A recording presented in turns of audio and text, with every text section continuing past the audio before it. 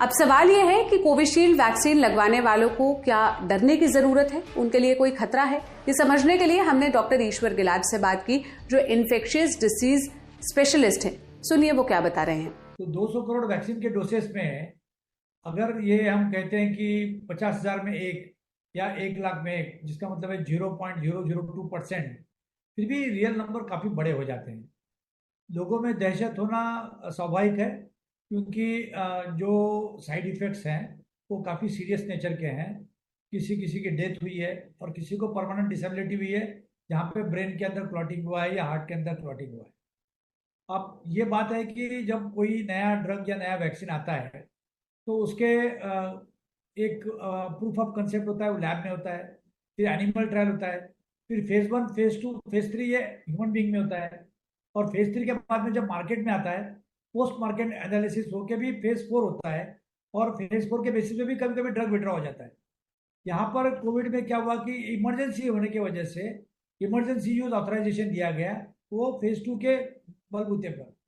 Phase 2 के बलबूते पर जब दिया गया, और सारे दुनिया में ये डेल्टा की लहर फैली हुई थी, जिसके अंदर डेथ रेट काफ़ी ज़्यादा था, तो आपके हाथ में एक ही चीज़ थी कि आप वैक्सीन लो या मरने का इंतजार करो। तो लोग डरे हुए थे, धमके हुए थे, सबको वैक्सीन लेना जरूरी था। सरकारों को भी, कोई भी सरकार हो, भारत की हो बाहर की, सरकारों को भी ये था कि सामने किसी चीज़ के कुछ साइड इफेक्ट होंगे और गुड इफेक्ट है, तो अगर गुड इफेक्ट ज़्यादा है तो हम साइड इफेक्ट को इग्नोर करें। और कंपनी ने क्या किया कि जब इमरजेंसी यूज ऑथराइजेशन में उनको परमिशन मिली, तो उन्होंने कहा कि अगर कुछ हुआ तो उसकी जिम्मेदारी सरकारें ले ले। तो यूजुअली क्या होता है कि कोई मेडिसिन से या कोई इंजेक्शन से या वैक्सीन से हताहत होता है, तो उसकी जिम्मेदारी उस कंपनी पे होती है। तो यहाँ पे जो ओनस था जिम्मेदारी का, वो सरकारों पे डाल दिया गया है। और उसी के तहत ब्रिटिश सरकार ने जिन लोगों की मौत हुई या जिसको 60% से ज़्यादा डिसेबिलिटी हुई, उनको 1,20,000 पाउंड जुर्माना है या कॉम्पेंसेशन दिया।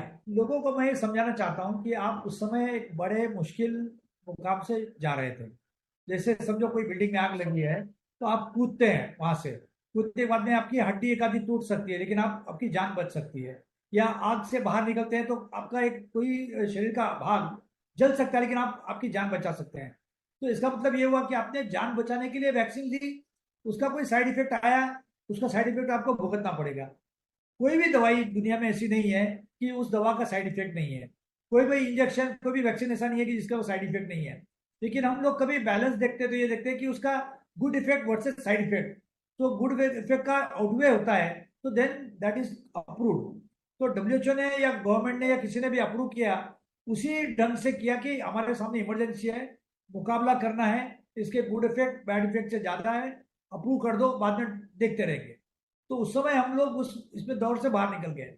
अब जब ये पता चला कि इस वैक्सीन से प्रॉब्लम हो रहे हैं, तो ब्रिटिश सरकार ने इस वैक्सीन का इस्तेमाल बंद कर दिया।